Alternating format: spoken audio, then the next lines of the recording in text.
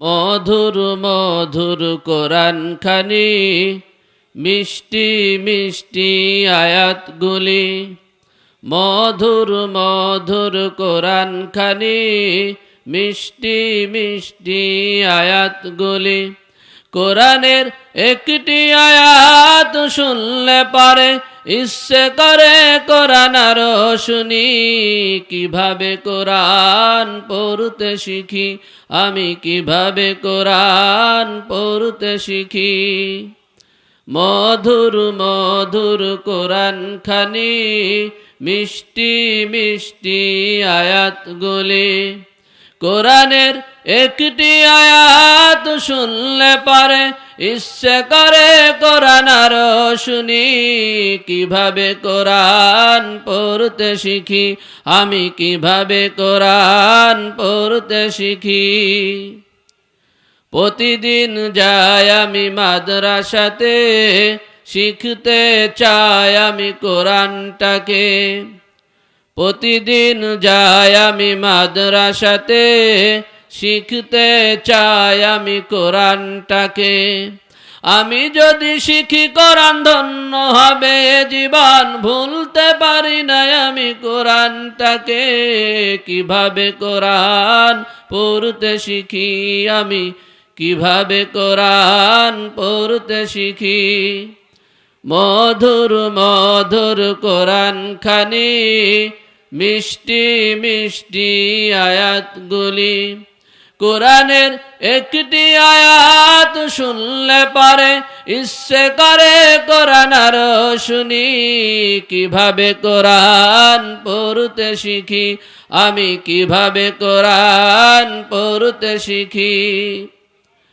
কোরআন হলো আল্লাহর বাণী, তাই আমরা সবাই কোরআন পড়ি।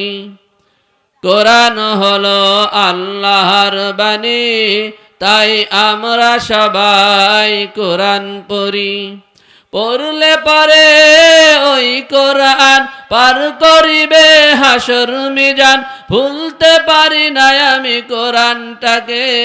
কিভাবে কোরআন পড়তে শিখি, আমি কিভাবে কোরআন পড়তে শিখি। মধুর মধুর কোরআন খানি, মিষ্টি মিষ্টি আয়াতগুলি। কোরআনের একটি আয়াত শুনলে পারে ইচ্ছে করে কোরআন আরো শুনি। কিভাবে কোরআন পড়তে শিখি, আমি কিভাবে কোরআন পড়তে শিখি। কিভাবে কোরআন পড়তে শিখি, আমি কিভাবে কোরআন পড়তে শিখি। আউযু বিল্লাহি মিনাশ শাইতানির রাজিম। বিসমিল্লাহির রাহমানির রাহিম।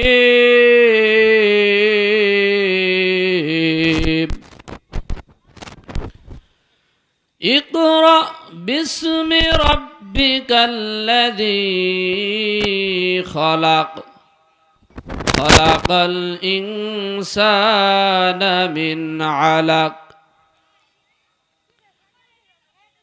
وقال تعالى في القرآن الكريم: يا أيها المدثر قم فأنذر وربك فكبر.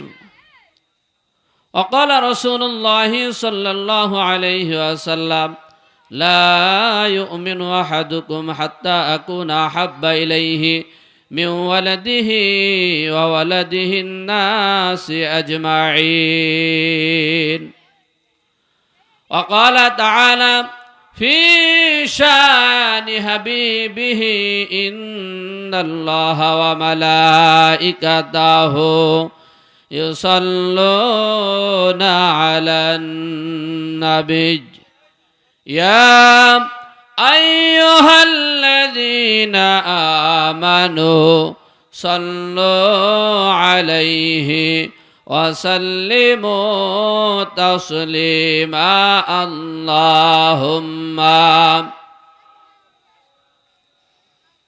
سيدنا مولانا محمد وعلى آل سيدنا شفيعنا محمد جور شر محبت شد بری اللهم سيدنا مولانا محمد وعلى آل سيدنا شفيعنا محمد আলহামদুলিল্লাহ হাটস হরিপুর বাইতুন নূর নুরানি কিন্ডার গার্ডেন কর্তৃক আয়োজিত তাফসিরুল কোরআন মাহফিল, যেখানে এই মাদ্রাসায় ছাত্ররা রাত দিন কোরআন পড়ে, কথা বলেন ঠিক না বেঠিক, কোরআন শিক্ষা করার জন্য রাত দিন কষ্ট করতে থাকে। দুনিয়ার ভিতর সব থেকে উত্তম সেই আল্লাহর নবীজি বলেছেন খয়রুকুম মান তাআল্লামাল কুরআন ওয়া আল্লামা, যে নিজে কোরআন শেখে এবং অপরকে শিখায়। তাহলে এই জায়গাটা সর্বোত্তম জায়গা, কথা বলেন ঠিক না বেঠিক। সেই মাদ্রাসার উদ্যোগে আজকের এই কোরআনের মাহফিল। আল্লাহ রাসূল বলছেন, যদি কেউ একটি কোরআনের আয়াত শিক্ষা করে 100 রাকাত নফল নামাজ আদায় করার চেয়েও বেশি সওয়াব আল্লাহ তাআলা তার আমল নামায় দান করে দেন। জাদা সেখানে আজ মাহফিল হচ্ছে। আজকের বাইতুন নূর নুরানি কিন্ডারগার্টেন কর্তৃক আয়োজিত তাফসিরুল কোরআন মাহফিলের সম্মানিত সভাপতি জনাব মোহাম্মদ আব্দুর রশিদ, আজকের মাহফিলের সম্মানিত প্রধান অতিথি প্রিয় বড় ভাই মাওলানা ওয়াহিদুজ্জামান সেলিম ভাই মেহেরপুর। এছাড়াও আলোচনা করবেন হাটস হরিপুর এলাকার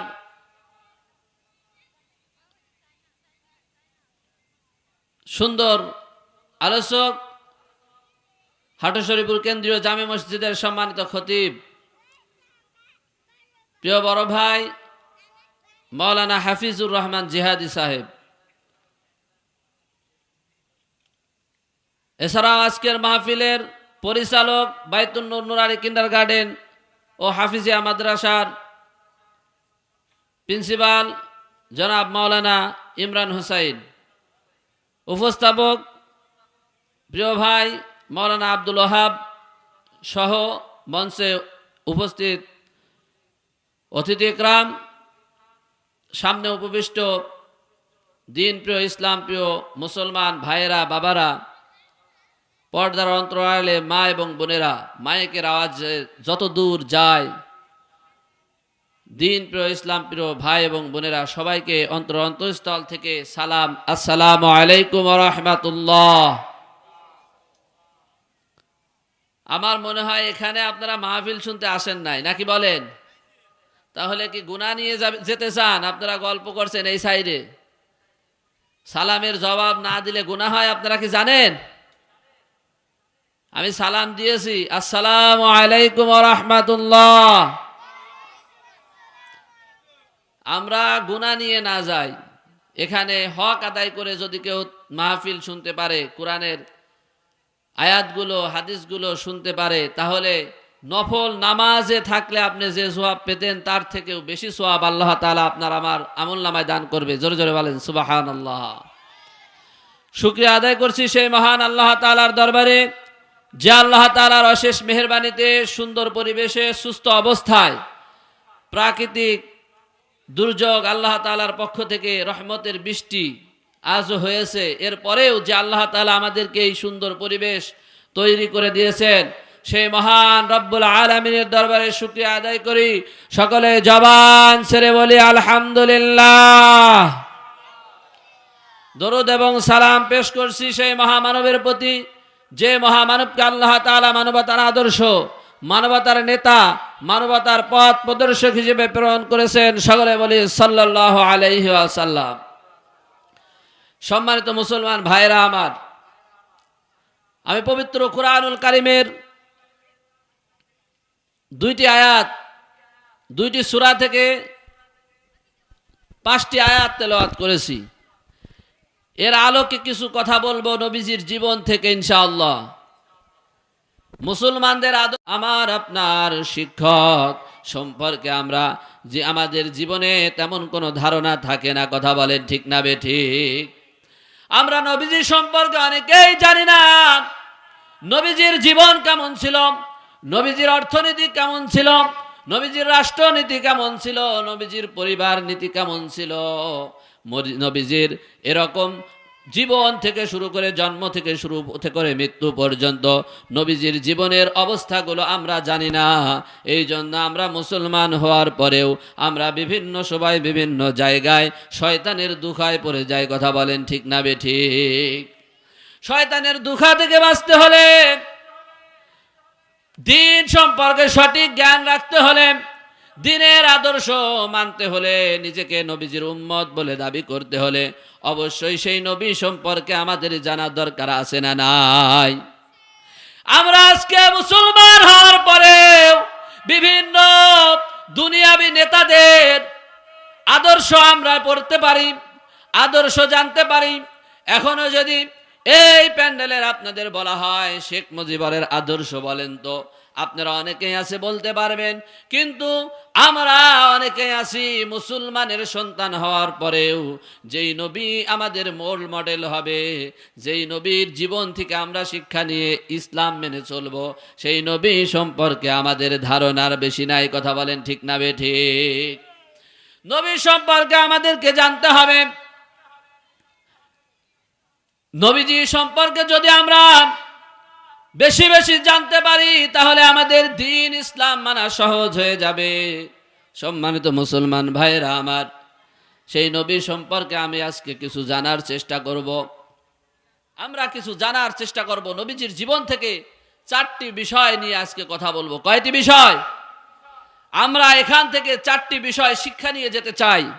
যেই 4টি বিষয় আমরা যদি শিক্ষা গ্রহণ করতে পারি, ইনশাআল্লাহ আমাদের জীবনটাকে পরিবর্তন করার জন্য এই 4টি বিষয় যথেষ্ট হয়ে যাবে ইনশাআল্লাহ।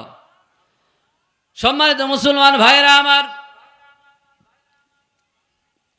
আমার আপনার নবী, প্রিয় নবী হযরত মুহাম্মদ মুস্তাফা সাল্লাল্লাহু আলাইহি সাল্লামকে আল্লাহ তাআলা 570 খ্রিস্টাব্দে 12 রবিউল আউয়াল মাসে মক্কা নগরীতে মরুভূমিতে আল্লাহ তাআলা নবীজিকে পাঠাইলেন।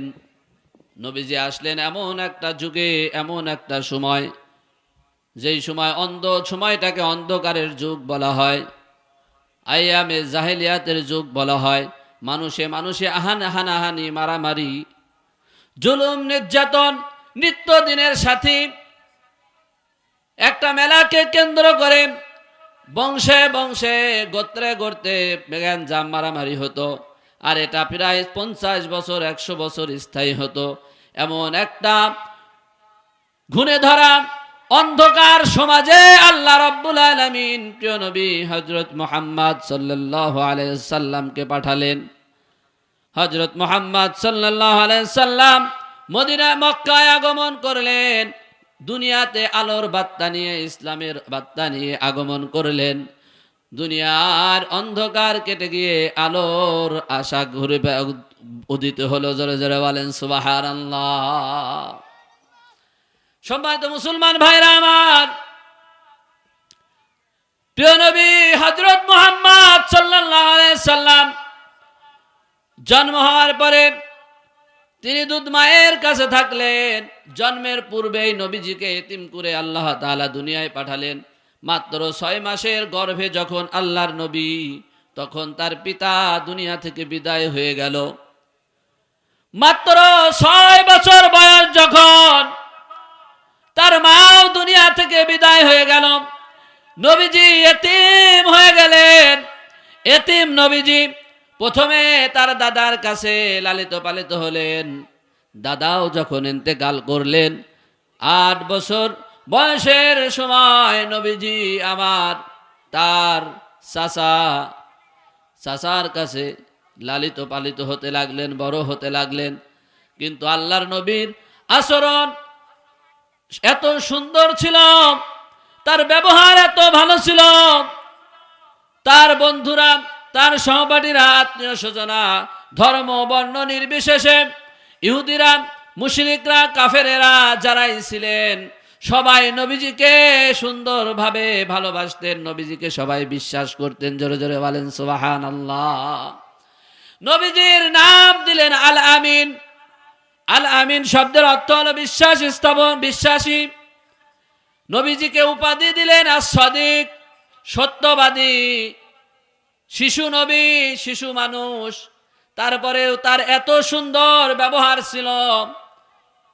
কখনো সে মিথ্যা কথা বলতেন না, কখনো কারোর সাথে কোনো আমানতের খেয়ানত করতেন না, কথার ওয়াদা রক্ষা করতেন।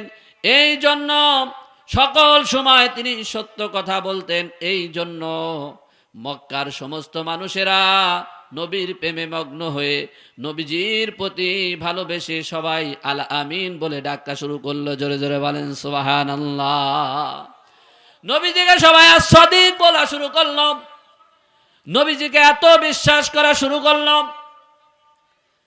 সবাই তাদের আমানতগুলো নবীর কাছে রেখে যায়, তাদের টাকা পয়সাগুলো নবীজির কাছে রেখে যায়, তাদের বিভিন্ন কাজ, বিভিন্ন সম্পদগুলো নবীজির কাছে গচ্ছিত রেখে যায়।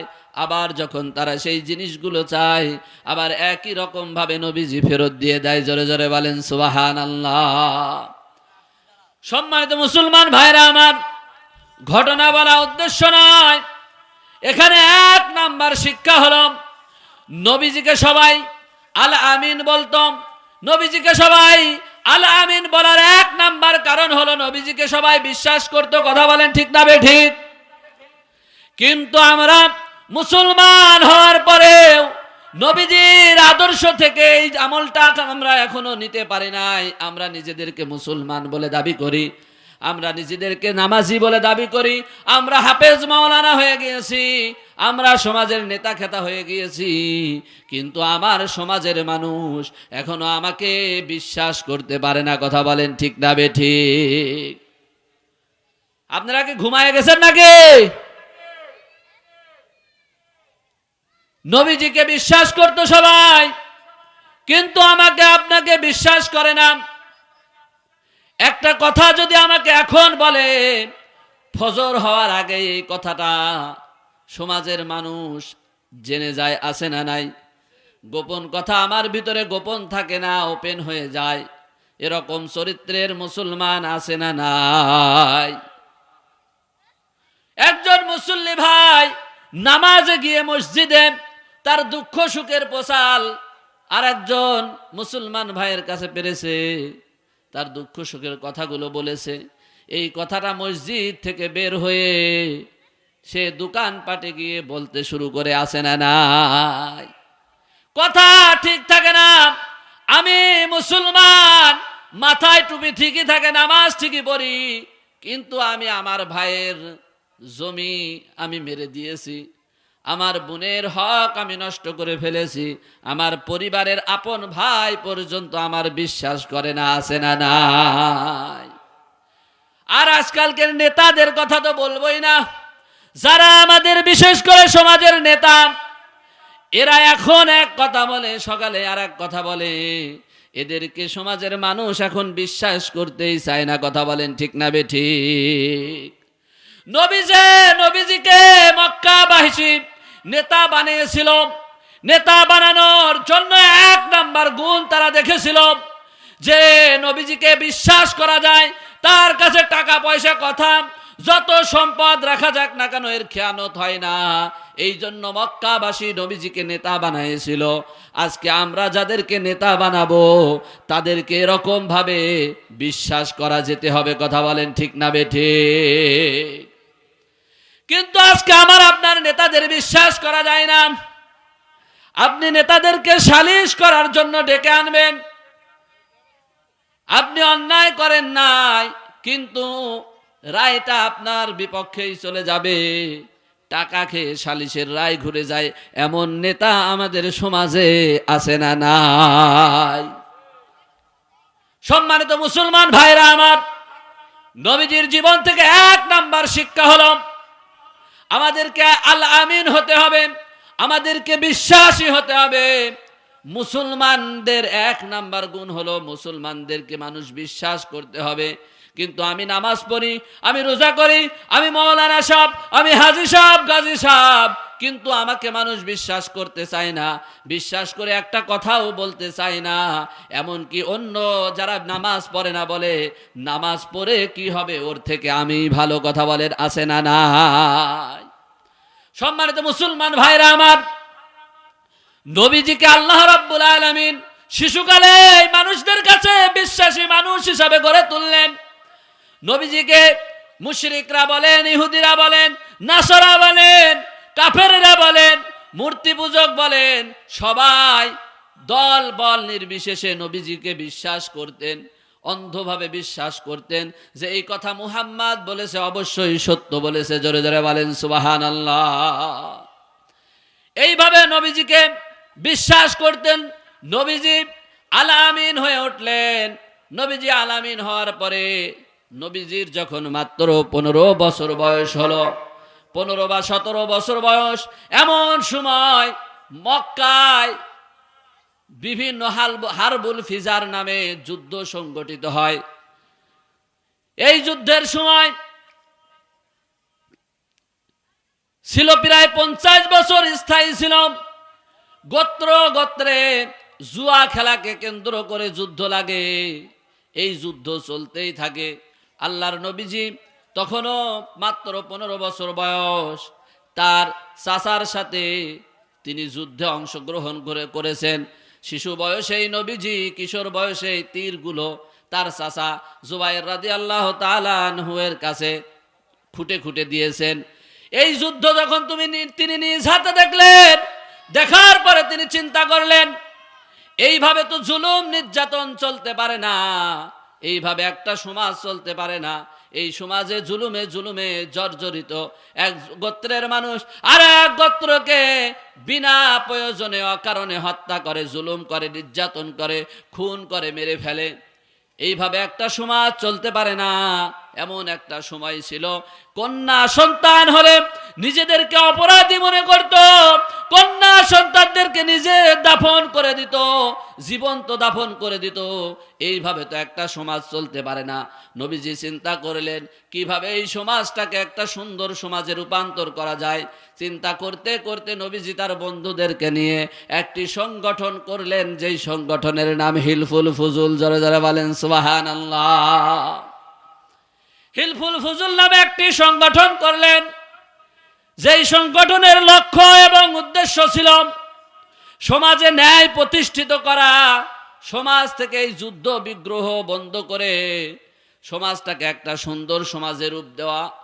তখনও কিন্তু নবীজির কাছে ওহী আসে নাই, নবী হয় নাই। কথা বলেন ঠিক না বে ঠিক? তখনও নবী ছিলেন না, কিন্তু তিনি একজন সংগঠক ছিলেন। তিনি একটা দল গঠন করলেন। সংগঠন মানে হলো দল।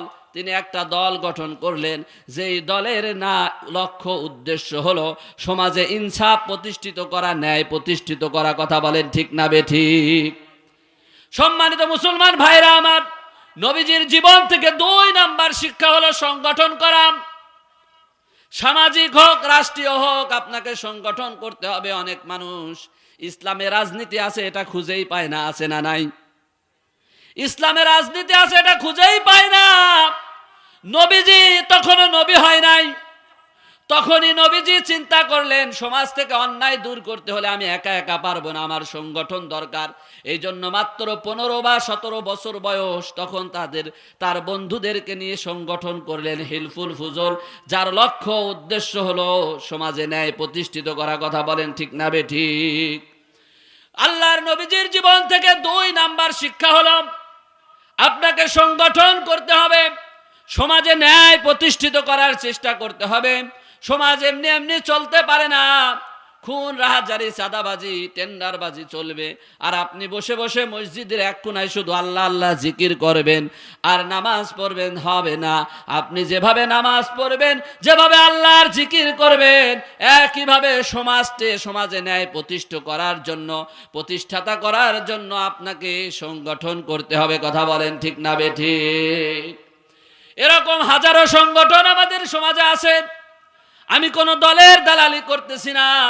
যে দলের ভিতরে এরকম কাজ রয়েছে, যারা সমাজে ন্যায় প্রতিষ্ঠিত করতে চায়, সেই দলের সাথে আমাদের রাজনীতি করতে হবে। কথা বলেন ঠিক না বেঠিক?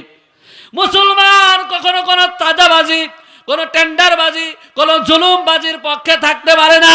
কথা বলেন ঠিক না বেঠিক? মুসলমান সর্ব অবস্থায় ন্যায়ের পক্ষে থাকবে, এটাই তাদের নবীজির জীবন থেকে শিক্ষা। আপনি যদি নবীজিকে শিক্ষক মনে করেন, আপনি যদি নবীজিকে আদর্শ মনে করেন, তাহলে অবশ্যই আপনি একটা সংগঠন করবেন, যেই সংগঠনের লক্ষ্য হবে সমাজে দ্বীন প্রতিষ্ঠিত করা। কথা বলেন ঠিক না বেঠিক? আল্লাহ তাআলা পবিত্র কুরআনুল কারীমের ভিতরে এই সংগঠন করার ব্যাপারে বিভিন্ন আয়াত নাজিল করেছেন। আল্লাহ তাআলা বলছেন, হে ঈমানদারেরা, ইয়া আইয়ুহাল্লাযীনা আমানু হাল আদুল্লুকুম আলা তিজারাহ তুনজিকুম মিন আযাবিন আলীম তু'মিনুনা বিল্লাহি ওয়া রাসূলিহি ওয়া তুজাহিদুনা ফি সাবিলিল্লাহ বিআমওয়ালিকুম ওয়া আনফুসিকুম যালিকুম খায়রুল লাকুম ইন কুনতুম তা'লামুন।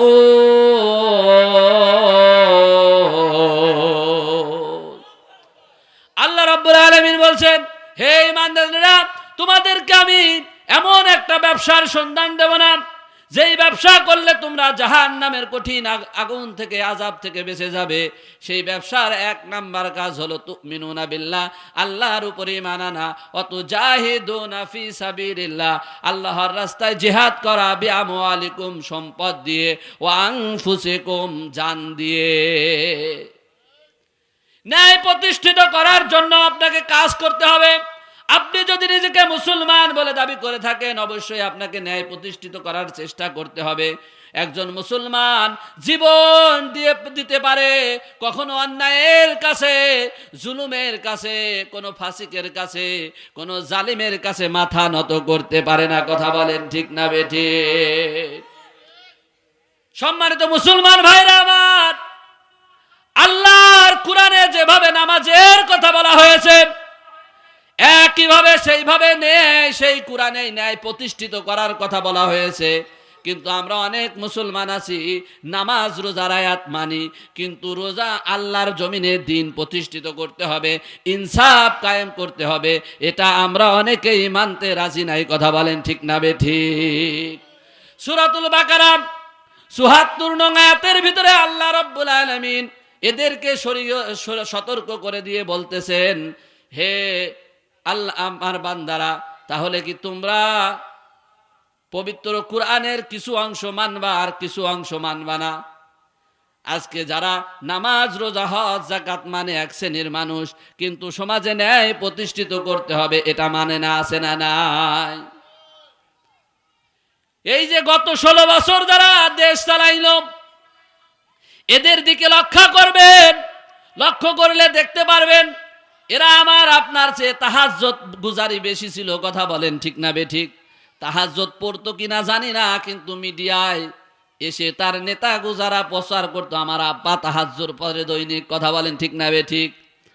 তাহাজ্জুদ পড়ে দৈনিক আর চুরি করে, তাহাজ্জুদ পড়ে 1 ওয়াক্ত আর চুরি করে 5 ওয়াক্ত। কথা বলেন ঠিক না বেঠিক? সরকারি সম্পদ, জনগণের সম্পদ চুরি করে, আর এদিকে বলে তাহাজ্জুদ পড়ে। আমার আপনার থেকে হজ ওই সমস্ত নেতাদের বেশি ছিল। এখন যদি সেই নেতাগুলা এখন এই দেশ থেকে পালিয়ে গেছে, ওরা যদি আবার সমাজে মুখ দেখায়, আমার মনে হয় বাংলার জনগণ পাড়াইতে পাড়াইতে মেরে ফেলবে। কথা বলেন ঠিক না বেঠিক? কেন? তারা তো হাজী সাহেব ছিল, তারা তো গাজী সাহেব ছিল, তারা তো আমাদের সাথেই নামাজ পড়তো। আল্লাহ তাআলা বলছেন, যারা জুলুম করে, যারা ন্যায় প্রতিষ্ঠিত করে না, যারা কোরআনের কিছু অংশ মানে আর কিছু অংশ মানে না, যেটা তাদের দলের বিপক্ষে যায় সেটা যখন তারা মানে না, তখন আমি আল্লাহ তাআলা তাদেরকে দুইটা শাস্তি দিই। একটা দুনিয়ায় লাঞ্ছনা অপমান, আর 2 নাম্বার হলো জাহান্নামের শাস্তি।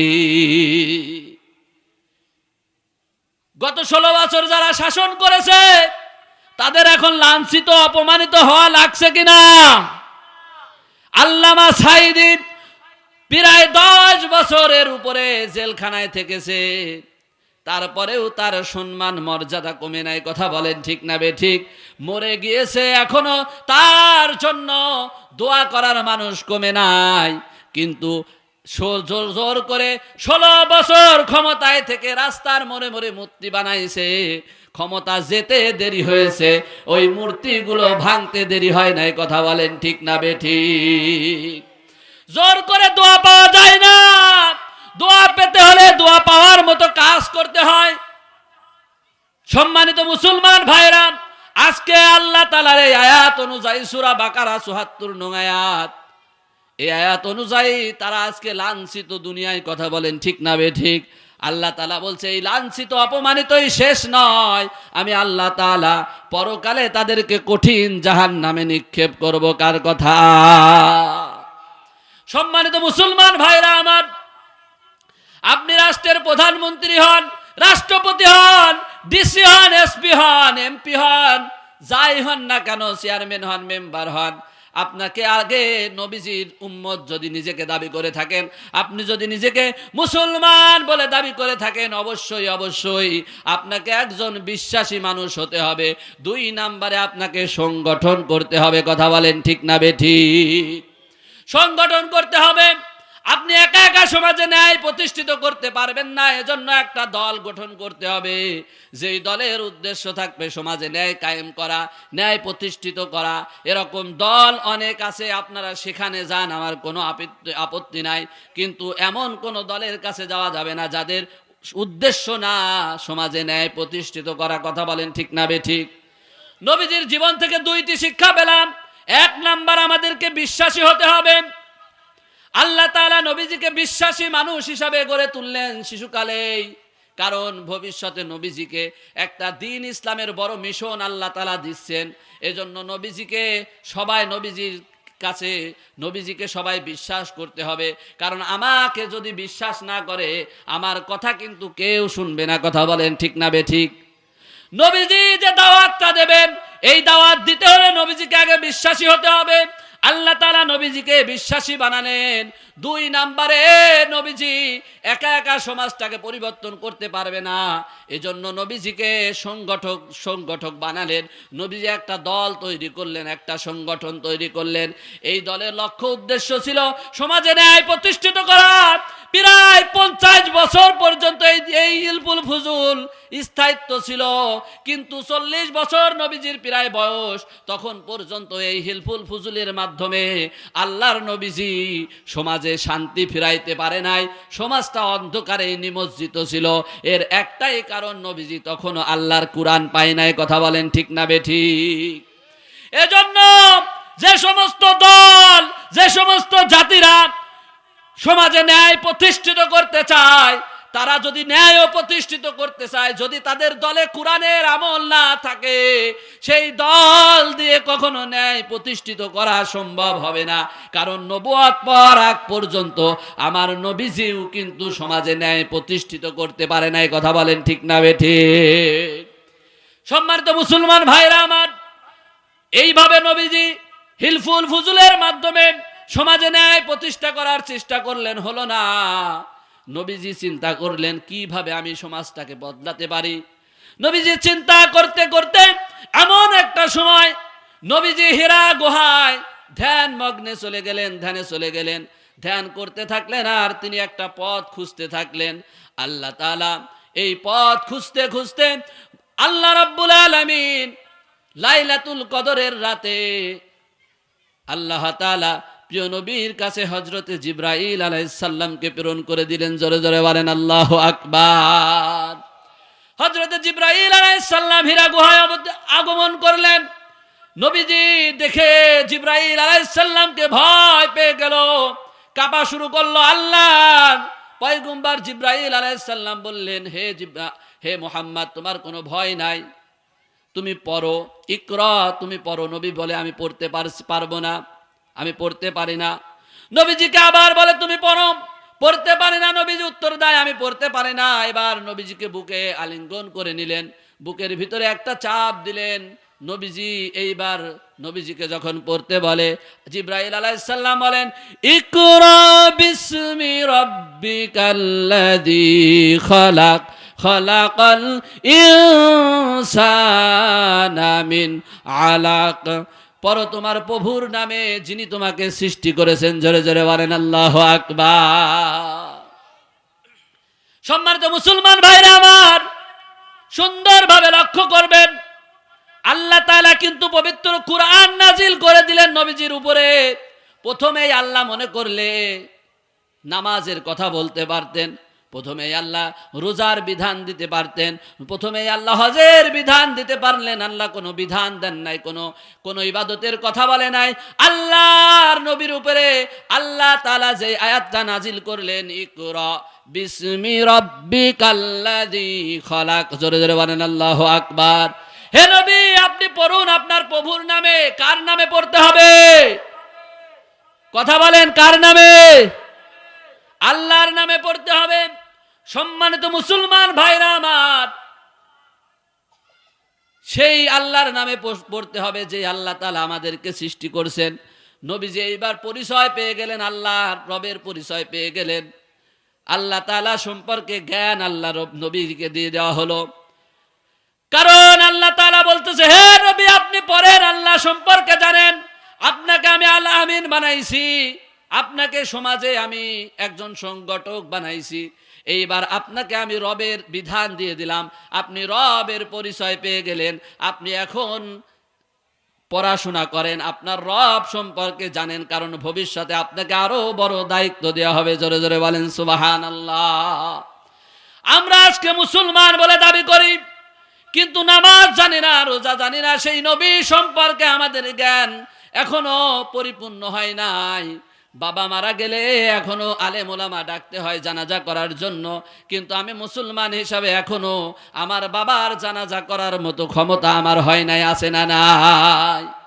সম্মানিত মুসলমান ভাইরা আমার, নামাজ পড়া যেমন ফরজ, রোজা রাখা যেমন ফরজ, হজ করা যেমন ফরজ, একই রকম ফরজ হলো আল্লাহ সম্পর্কে জ্ঞান অর্জন করা, ইসলাম সম্পর্কে জ্ঞান অর্জন করা। কথা বলেন ঠিক না বেঠিক? আল্লাহ তাআলার পরিচয় যদি আমি আপনি না জানি, তাহলে সেই আল্লাহ সম্পর্কে আমরা ভয় পাবো না। নবীর কত মর্যাদা, সেই নবী সম্পর্কে যদি আমাদের জ্ঞান না থাকে, সেই নবীর মর্যাদা আমার ভিতরে পরিপূর্ণ আসবে না। এজন্য আল্লাহ রাব্বুল আলামিন পবিত্র কোরআনের প্রথম আয়াতটি নাজিল করলেন, ইকরা বিসমি রাব্বিকাল্লাযী খালাক খালাকাল ইনসানা মিন আলাক। জোরে জোরে বলেন আল্লাহু আকবার। ইকরা, হে নবী, আপনি পড়ুন, যে তার নামে, যিনি তোমাকে সৃষ্টি করেছেন, সেই রবের নামে আপনি পড়ুন। খলাকাল ইনসানা মিন আলাক, তিনি মানুষকে সৃষ্টি করেছেন জমাট বাঁধা রক্ত থেকে। সেই রবের প্রতি তুমি পড়ুন। শুধু মানুষকে আল্লাহ সৃষ্টি করে নাই, আমাদের সৃষ্টি করেছেন কে? আরো জোরে বলেন কে? আমাদের সৃষ্টি করেই শেষ করে দেয় নাই। এই যে আমরা এখানে হেঁটে চলে আসলাম, এই যে আমি মাইকে কথা বলতেছি, আল্লাহ রাব্বুল আলামিন বলছেন সূরার রহমান আল্লামাল কুরআন। আল্লাহ তাআলা বলছেন আর রহমান, আমি দয়াময়, আল্লামাল কুরআন, তোমাদেরকে কোরআন শিক্ষা দিয়েছি। আল্লামাহুল বায়ান, শুধু কোরআনই শিক্ষা দেই নাই, তুমি যে জবান দিয়ে আমার বান্দা কথা বলো, এই জবানটাও আমি আল্লাহ দিয়েছি। জোরে জোরে বলেন আল্লাহু আকবার। তোমাকে বয়ান করার শক্তি দিয়েছি, তোমাকে কথা বলার মতো শক্তি আমি দিয়েছি। তুমি তাকাইয়া দেখো তোমার দেশে, তোমার আশপাশে তুমি তাকাইয়া দেখো, অনেক মানুষ আমি সৃষ্টি করেছি যাদের আমি জবান দিই নাই। কথা বলেন ঠিক না বেঠিক? যেই জবানটা তুমি আমি আল্লাহ তাআলার বিরোধিতা করো, যেই জবান দিয়ে ইসলামের বিপক্ষে কথা বলো, সেই জবানটাও আমি আল্লাহ দিয়েছি। কথা বলেন ঠিক না বেঠিক? আমি আল্লাহ চাইলে সেই জবানটা যখন তখন বন্ধ করে দিতে পারি। সেই ক্ষমতা আল্লাহ রাব্বুল আলামিনের আছে না নাই? কার জবান দিয়ে তুমি কথা বলো, একটিবার চিন্তা করো। আল্লাহর হুকুম মেনে চলো না বান্দা। যেই জবান দিয়ে তুমি আল্লাহর পথের বিরোধিতা করো, আল্লাহর আইনের বিরোধিতা করো, আল্লাহর আইনের বিরুদ্ধে আইন পাশ করো, একটা কথা মনে রাখবা, তোমার ওই জবানটাও আমি আল্লাহ রাব্বুল আলামিন দান করেছি। কথা বলেন ঠিক না বেঠিক? এখানে আমি কথা বলতেছি, আল্লাহ চাইলে আমার এই জবানটা এখনই বন্ধ হয়ে যেতে পারে। এই ক্ষমতা আল্লাহ রাব্বুল আলামিনের আছে না নাই? আল্লাহ রাব্বুল আলামিন সেই জন্য বলতেছে, আমার বান্দা শুনে রাখ, আমি শুধুমাত্র তোকে সৃষ্টি করি নাই, তোদেরকে সৃষ্টি করেছি, তোদেরকে কোরআন দিয়েছি, কোরআন শিক্ষা দিয়েছি। শুধু কোরআনই শিক্ষা দিই নাই, তোদেরকে অতি দুর্বল করে তোদেরকে আমি সৃষ্টি করেছি। সেখান থেকে আমি আল্লাহ তাআলা তোদেরকে বড় করেছি, আর তোদেরকে আমি শিক্ষা দিয়েছি, কথা বলার শক্তি দান করেছি। জোরে জোরে বলেন আল্লাহু আকবার। আল্লাহ তাআলা যদি চায় আমার আপনার এই জবানটা যে কোনো সময় কেড়ে নিতে পারে। এই জন্য এই জবানটাকে সর্ব অবস্থায় আল্লাহর পথে ব্যবহার করতে হবে। কথা বলেন ঠিক না বেঠিক? এই জবান দিয়ে স্লোগান হবে আল্লাহর। কথা বলেন ঠিক না বেঠিক? নারে তাকবীর, নারে তাকবীর। আল কোরআনের আলো, আল হাদিসের আলো, সংসদে জালো, আল কোরআনের আলো। কথা বলেন ঠিক না বেঠিক? আমরা মুসলমান, আমাদের সেই স্লোগান হবে, কিন্তু আমরা স্লোগান দিই জয় বাংলা। কথা বলেন ঠিক না বেঠিক? এ জোরে বলা যাবে না, চাকরি থাকবে না। এই স্লোগান দেওয়ার লোকের অভাব ছিল। নারায়ে তাকবীর স্লোগান শুনলে এরা ভয় পেয়ে যেত, এদেরকে জেল জুলুম দেওয়া হতো। কথা বলেন ঠিক না বেঠিক? শুধুমাত্র কুষ্টিয়া চরহাস মোড়ের পাশে কুমারগাড়া মোড়ে কিছু মুসল্লিদেরকে নিয়ে এই নারায়ে তাকবীর স্লোগান দেওয়ার অপরাধে আমাকেও জেল খাটা লাগছে। শুধু আমি না, এরকম হাজারো আলেম ওলামা, দিন প্রিয় মুসলমান প্রিয় ভাইদেরকে জেল খাটা লাগছে শুধুমাত্র এই নারায়ে তাকবীর স্লোগানের অপরাধে। তারা এই নারায়ে তাকবীর স্লোগান থেকে ভয় পেয়ে যেত, এই স্লোগান তারা দিতে দিত না। আজকে তাদের জয় বাংলা স্লোগান সমাজ থেকে বিতাড়িত হয়েছে। কথা বলেন ঠিক না বেঠিক? নারায়ে তাকবীর স্লোগান এখনো আছে না নাই? সম্মানিত মুসলমান ভাইরা আমার, এজন্য অমুকের সৈনিক মিথ্যা কথা কয় দৈনিক, আছে না নাই? এই সমস্ত কথা বলা যাবে না। একমাত্র সৈনিক আমরা মুসলমান, মুসলমানরা সৈনিক একমাত্র নবীজির সৈনিক। কথা বলেন ঠিক না বেঠিক? আমরা নবীজির সৈনিক, আমরা নবীজির পথে, আল্লাহর পথে যুদ্ধ করব, সংগ্রাম করব। কোন জালিমের পথে, কোন মুনাফিকের পথে, কোন শয়তান ওয়ালা দলের পক্ষে আমরা স্লোগান দিতে পারি না। কথা বলেন ঠিক না বেঠিক? সম্মানিত মুসলমান ভাইরা আমার, তিনটা বিষয় পেলাম। এক নম্বরে নবীজিকে আল্লাহ রাব্বুল আলামিন আল আমিন করে গড়ে তুললেন। দুই নম্বরে নবীজিকে আল্লাহ তাআলা সংগঠক করলেন। তিন নম্বরে নবীজিকে আদেশ দিলেন কোরআন দিয়ে, হে নবীজি, তুমি যে সমাজকে পরিবর্তন করতে চাচ্ছ, এই সমাজ যদি তুমি পরিবর্তন করতে চাও, তোমাকে আগে পড়াশোনা করতে হবে। কথা বলেন ঠিক না বেঠিক? এজন্য তুমি সেই আল্লাহর নামে পড়াশোনা করা শুরু করে দাও। জোরে জোরে বলেন আল্লাহু আকবার। একটুখানি জিকির করি লা ইলাহা।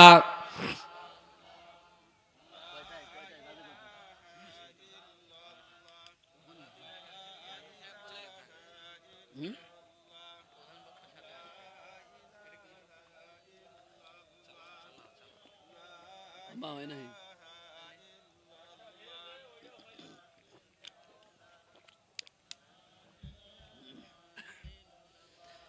লা ইলাহা ইল্লাল্লাহ, লা ইলাহা ইল্লাল্লাহ। মুসা বলে, ও ফিরাউন, এই সমাজে তোমার আইন চলবে না।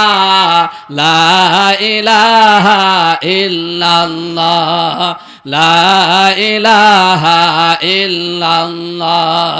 নবীজি বলে, হে আবু জেহেল, এই মক্কায় তোর আইন চলবে না।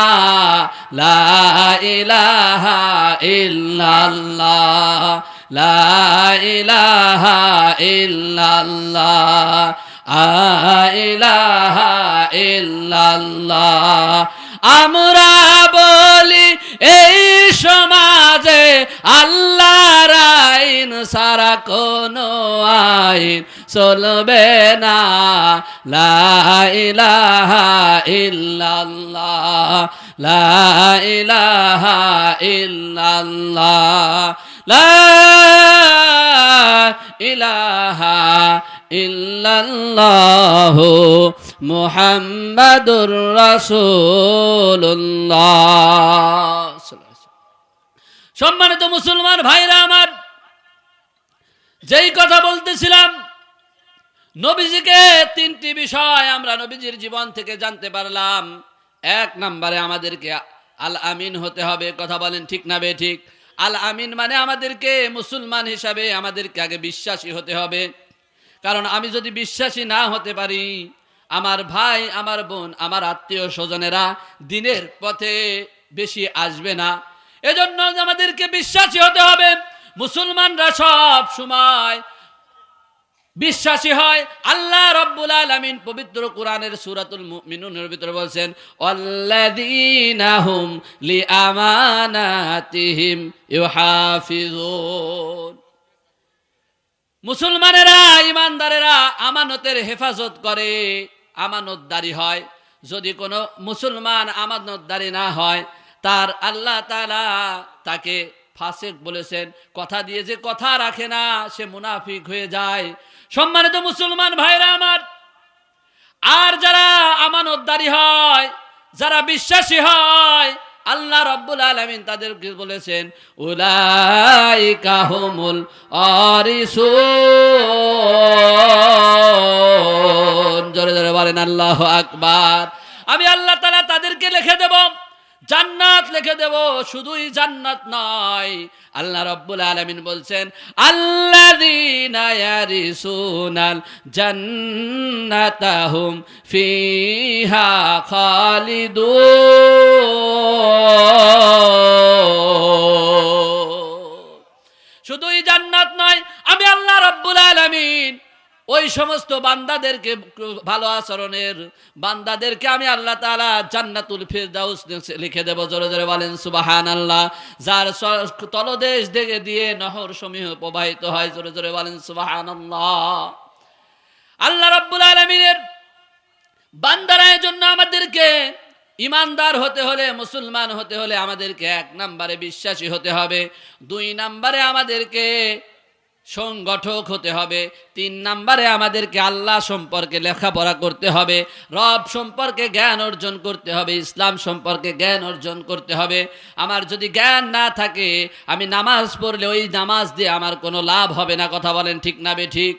কিন্তু আমরা এখানে অনেক মুসলমান আছি, 30 বছর, 40 বছর, 50 বছর হয়ে গিয়েছে নামাজ পড়ি, কিন্তু আজও পর্যন্ত সূরাগুলো সহি শুদ্ধ করে পড়তে পারি না। আছি না নাই?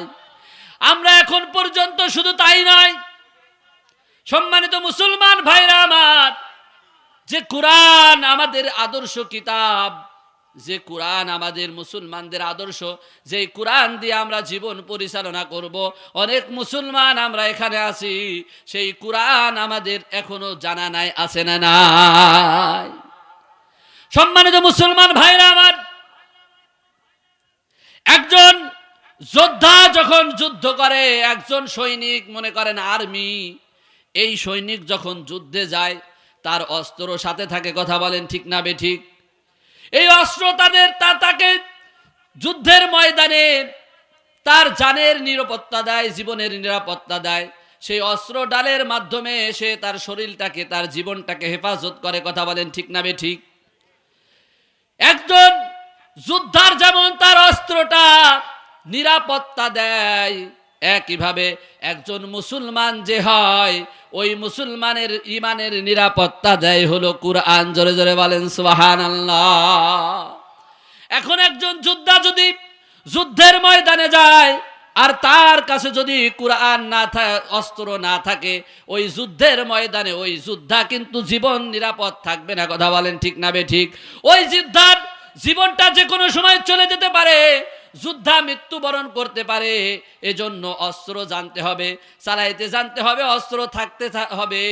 আবার একজন যোদ্ধা যুদ্ধে গিয়েছে, তার কাছে অস্ত্র আছে কিন্তু চালাইতে পারে না, তার জীবনও কিন্তু নিরাপদ নয়, বরং ওই অস্ত্রের কারণে তার জীবনটা চলে যেতে পারে। ওই অস্ত্রটা তার কাছে তখন না চালাইতে পারলে ভারী ভারী মনে হবে, কথা বলেন ঠিক না বেঠিক? একইভাবে একজন মুসলমান সে যদি কুরআন নামক কিতাব তার না থাকে, তার ইমানটা ওরকম ভালো থাকে না, ইমানটা যে কোনো সময় চলে যেতে পারে। আবার আপনার কুরআন আছে, কুরআন যদি সঠিকভাবে পড়তে না জানেন, আপনার ওই কুরআনটাকে বোঝা মনে হবে, ওই কুরআন তখন বাড়িতে রাখতে চাবেন না। আপনি বলবেন কুরআন কতদিন ধরে বাড়িতে পড়ে রয়েছে, তাড়াতাড়ি আমার মা মরে গেছে, কুরআন পড়ার মতো তো এখন আর কেউ নাই, হুজুর এই কুরআনটা মসজিদে রেখে দেন, এমন মানুষ আছে না নাই? কই পেলেন এই হাদিস? বিশেষ করে মা বোনেরা এই কাজগুলো বেশি করে, আছে না নাই? কুরআন আমার মেয়ে পড়তো, মেয়েটার বিয়ে হয়ে গেছে, হুজুর এই কুরআন আর কিটা পড়বি, কুরআনটা মসজিদে রাখেন। মসজিদে কি পড়ার মানুষ থাকে? হাজার হাজার কুরআন জমে যায় মসজিদে, কিন্তু ঘরে কুরআন নাই, কথা বলেন ঠিক না বেঠিক? শুনে রাখেন, ঘরে কুরআন না থাকার কারণে এই ঘরগুলো আল্লাহর রহমত নাই, এই ঘরগুলোতে এখন শয়তান বসবাস করে। সারাদিন ফেসবুক ইউটিউব চলে, সারাদিন টিভি সিরিয়াল চলে, যার কারণে এই ঘরগুলো হয়ে গেছে শয়তানের বাসা। কোন হাদিস পেলেন যে ঘরে কুরআন রাখলে হবে না, কুরআন পড়তে হবে? আপনি যদি কুরআন জীবনেও না পড়েন সমস্যা নাই, আপনার ঘরে যদি থাকে তারপরে ওই কুরআন থাকার কারণে আপনার ঘরে রহমত থাকবে।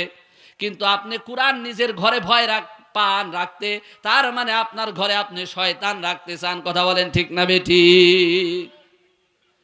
সম্মানিত মুসলমান ভাইরা আমার,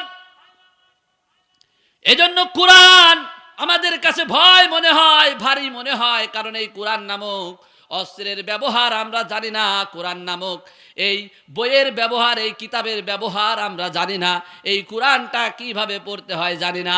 আর যে যোদ্ধা, যে মুসলমান কুরআন জানে, সেই মুসলমান যখন কোনো অন্যায় করতে যায়, যদি সে সুদ খেতে যায়, আল্লাহর কুরআন ওই মুসলমানকে বাধা দেয়, ওই কুরআনের আয়াতটা তার ভিতরে মনে পড়ে যায়, ইন্নামা হাররামা আলাইকুমুর রিবা, কথা বলেন ঠিক না বেঠিক? এ আল্লাহর মুমিন বান্দা, তুই তো সুদ খেতে যাচ্ছিস, কিন্তু আমি কুরআন বলতেছি আল্লাহ তাআলা সুদ খাওয়া হারাম করেছে, কথা বলেন ঠিক না বেঠিক? যখন এই কথা বলবে তখন কুরআন বাধা হয়ে দাঁড়াবে। এইভাবে নবীজি আলামিন ছিলেন, নবীজি একজন বিশ্বাসী হলেন, নবীজি একজন সংগঠন হলেন, নবীজি আল্লাহ তাআলা সম্পর্কে পড়াশোনা করলেন। জোরে জোরে বলেন আল্লাহু আকবার। আল্লাহ সম্পর্কে যখন জ্ঞান হয়ে গেল, নবীজি কে আল্লাহ রব্বুল আলামিন আর ওহী দেয় না, দীর্ঘ কয়েক মাস ওহী বন্ধ হয়ে গেল। এরপরে আল্লাহর নবী এই ওহী নাজিল হওয়ার পরে ভীত হয়ে গেলেন। ভীত হওয়ার পরে নবীজি কম্বল গায়ে দিয়ে ঘুরে বেড়ায়। এমন সময় আল্লাহ রব্বুল আলামিন ওহী নাজিল করে দিলেন, ইয়া আইয়ুহাল মুদ্দাসসির কুম ফাআনযির ওয়া রাব্বাকা ফাকাব্বির। জোরে জোরে বলেন আল্লাহু আকবার। আল্লাহ তাআলা বলতেছেন, ইয়া আইয়ুহাল মুদ্দাসির, হে কম্বলালা ব্যক্তি, কুম ফাংজির, ওঠো বের হও, অরব্বাকা ফাকাব্বির, আর আমি আল্লাহ তাআলার বরত্ব ঘোষণা করো। কার কথা? আল্লাহ রাব্বুল আলামিন বলছে, হে নবী, তোমাকে আমি বিশ্বাসী করে প্রেরণ করেছি, তোমাকে মানুষের কাছে বিশ্বাসী মানুষ হিসাবে গড়ে তুলেছি। হে নবী, তোমাকে আমি আল্লাহ তাআলা সংগঠক বানাইছি, তোমার দলে কিছু লোক আছে। হে নবী, আমি আল্লাহ তাআলার পরিচয় দিয়েছি, তুমি এখন রব সম্পর্কে জানো, পরিচয় পেয়ে গেছো নবী গো। এখন তোমার বসে থাকলে চলবে না, এখন তুমি এই যে বিষয়গুলো আমার পরিচয় পেয়ে গেলে, এই পরিচয় তুমি এখন অরব্বাকা ফাকাব্বির সমাজে ছড়িয়ে দাও, সমাজের কাছে দাওয়াত দাও। জোরে জোরে বলেন আল্লাহু আকবার। সম্মানিত মুসলমান ভাইরা আমার, নবীজির জীবন থেকে 4 নাম্বার শিক্ষা হলো, আপনি নিজে মুসলমান হয়ে নিজে সমাজে বসে থাকলেই চলবে না। আপনি নিজে যেমন আল্লাহর হুকুম আহকাম মেনে চলেন, আপনাকে জমিনে বের হতে হবে, আপনার সমাজের মানুষকে আল্লাহর পথে ডেকে ডেকে আনতে হবে। কথা বলেন ঠিক না বেঠিক? একটুখানি জিকির করি, লা ইলাহা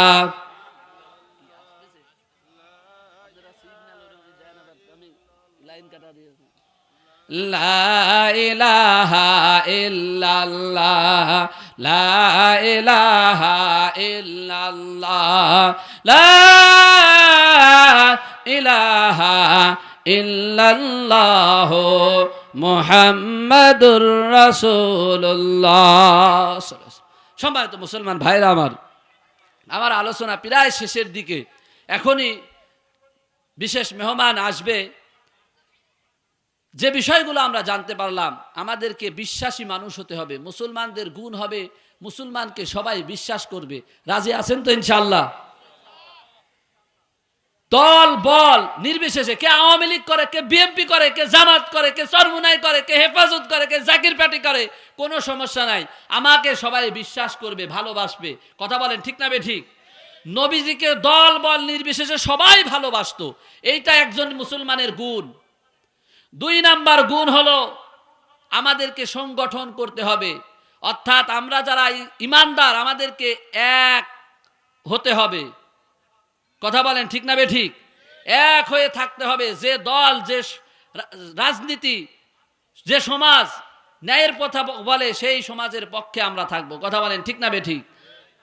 নারে তাকবীর, নারে তাকবীর।